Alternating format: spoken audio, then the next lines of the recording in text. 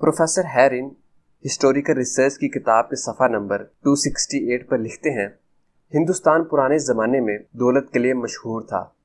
बाज़ अंग्रेज़ मुअर्रिखीन ने हिंदुस्तान को गोल्डन स्पैरो यानी सोने की चिड़िया भी कहा है। आज जितने भी ममालिक जो एक वक्त में बर्रे अज़ीम पाक व हिंद में शुमार होते थे, अफ़गानिस्तान, पाकिस्तान, इंडिया, बांग्लादेश, श्रीलंका वगैरह, आज वहाँ दौलत तो दूर की बात, अवाम का एक बहुत बड़ा तबका गुर्बत की इतनी आला तरीन सतह पर पहुंचा हुआ है कि यह गुमान भी नहीं किया जा सकता कि यहाँ दौलत की रेल फेल थी। कौन से ऐसे वाक़यात हुए जिसकी बेस पर बर्रे अज़ीम पाक व हिंद के तमाम ममालिक का ये हाल है, और इन वाक़यात और हादसात से कौन से ऐसे तजुर्बात हैं कि हम सीख कर दोबारा उरूज हासिल कर सकते हैं। आज की वीडियो में 3 चीज़ों के बारे में जानना बहुत ज़रूरी है। मुल्क क्या होता है, हुकूमत क्या होती है और कंपनी क्या होती है। हम इसको एक सिंपल और जनरल कॉन्सेप्ट से समझते हैं। मुल्क से मुराद एक ख़ास जगह या जोग्राफिया जहाँ पर कोई कौम आबाद हो।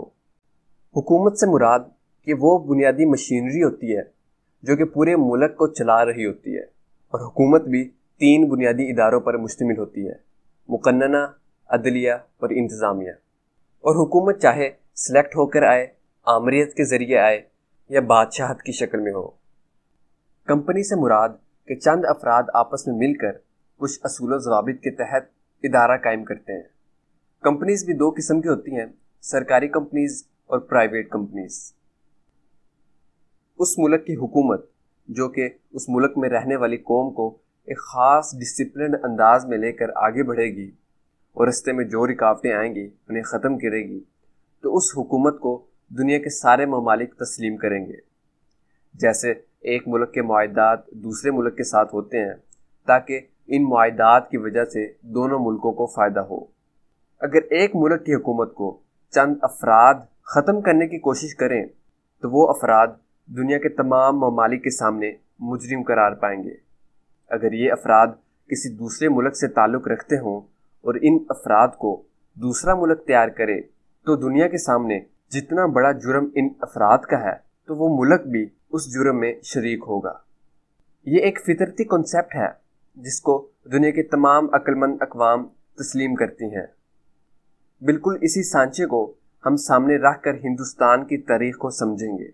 16वीं सदी के बाद तारीख़ में 3 अल्फाज बहुत अहमियत रखते हैं: हिंदुस्तान, ईस्ट इंडिया कंपनी, बरतानिया। हिंदुस्तान और बरतानिया 2 मुल्क हैं। इन दोनों के दरमियान कड़ी ईस्ट इंडिया कंपनी है। इन तीनों का वजूद समझते हैं। बर्रे अज़ीम एक मुल्क है जिसमें लोग रहते हैं। इन लोगों की अपनी एक हुकूमत है। बरतानिया एक मुल्क है। हर मुल्क की तरह इसमें भी लोग बसते हैं और इन लोगों पर भी एक हुकूमत है। ईस्ट इंडिया कंपनी ये एक कंपनी है जिसको बरतानवी हुकूमत ने बनाया है ताकि बरतानिया के लोग दूसरे ममालिक, ख़ास कर मशरिकी ममालिक में तिजारत कर सकें। ईस्ट इंडिया कंपनी को सन 1600 में मलका एलिज़ाबेथ अव्वल के अहद में हिंदुस्तान से तिजारत का परवाना मिला। तकरीबन 1613 में इसने सूरत के मुकाम पर पहली कोठी कायम की। कंपनी बनाने का मकसद जो किताबों में ज़ाहिर किया जाता है वो ये कि बरतानिया के ताजिर लोग हिंदुस्तान में आकर तिजारत कर सकें, बरतानिया की अशिया हिंदुस्तान में बेचें और हिंदुस्तान की अशिया ख़ासकर मसाला जात की यूरोप में तिजारत करें। यहाँ एक चीज़ अच्छी तरह क्लियर हो जाए कि तिजारत से क्या मुराद है। इससे मुराद 2 फरीकों के दरमियान अशिया का तबादला ख़ास असूल व ज़वाबित के मुताबिक करना है ताकि दोनों को फ़ायदा हो और दोनों अपनी ज़रूरियात पूरी कर सकें। वो अमल कभी भी तिजारत नहीं कहलाता जिसमें दोनों फरीकों में से सिर्फ एक फरीक को फ़ायदा हो और दूसरा नुकसान में हो। अगर एक फरीक दूसरे फरीक से ताकत के बलबूते पर या आंखों में धूल झोंक कर उसका माल ले ले तो वो तिजारत नहीं बल्कि लूट मार के ज़ुमरे में आता है। अब सवाल यहाँ ये है कि क्या ईस्ट इंडिया कंपनी का रोल एक कंपनी का था? इसको हम समझते हैं। ईस्ट इंडिया कंपनी अगरचे एक तजारती कंपनी थी मगर 2.5 लाख सिपाहियों की ज़ाती फ़ौज रखती थी। जहाँ तिजारत से منافع ممکن نہ ہوتا وہاں فوج اسے ممکن بنا دیتی۔ ایسٹ انڈیا کمپنی نے ہندوستان کی حکومت کو لوٹ مار اور منافع کی خاطر توڑا۔ کچھ لوگ یا گروہ کسی ملک کی حکومت کو توڑیں تو دنیا کے سامنے وہ مجرم کہلاتے ہیں۔ برطانیہ نے اس ایسٹ انڈیا کمپنی کو سپورٹ کیا تو وہ بھی اتنا ہی جرم میں شریک ہوگا یا نہیں، یہ فیصلہ آپ لوگوں نے کرنا ہے۔ اور یہاں ایک بات تو ثابت ہو جاتی ہے کہ ایسٹ انڈیا کمپنی کا رول ایک کمپنی کا نہیں تھا اور نہ ہی تجارت کا تھا۔ دوسری چیز یہ کہ کسی بھی ملک کو لوٹنے سے کیا مراد ہے۔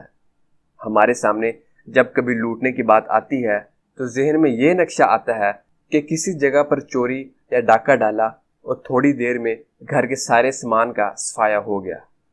کسی ملک یا قوم کو اس طریقے سے نہیں لوٹا جاتا ہے۔ کسی بھی ملک یا قوم کو لوٹنے سے مراد اس ملک یا قوم کے وہ ادارے یا شعبے جن سے ملک کی دولت میں اضافہ ہوتا ہے۔ ان اداروں یا شعبوں کو خاص انداز میں ایک خاص حکمت عملی کے تحت ملکی دولت میں اضافے کی بجائے ذاتی دولت میں اضافہ کرنا ملکوں کی لوٹ مار کہلاتا ہے۔ اب ہم جذباتی بنیادوں کی بجائے عقلی بنیادوں پر سمجھیں گے کہ کس طرح ہندوستان کے وہ شعبے اور ادارے جن کی وجہ سے ہندوستان بہت اعلیٰ درجے کی ترقی کر رہا تھا، ان کو کیسے ناکام بنایا گیا۔ مثال کے طور پہ جیسے پاکستان میں پروڈکشن کے ادارے، سٹیل مل، پی آئی اے، ریلوے، ٹیکس کے ادارے، زرعی ادارے اور بھی کافی ہیں۔ ان اداروں کی ترقی سے ملک کو فائدہ ہوتا ہے۔ بالکل اسی طرح بر عظیم پاک و ہند میں بھی کافی ادارے تھے۔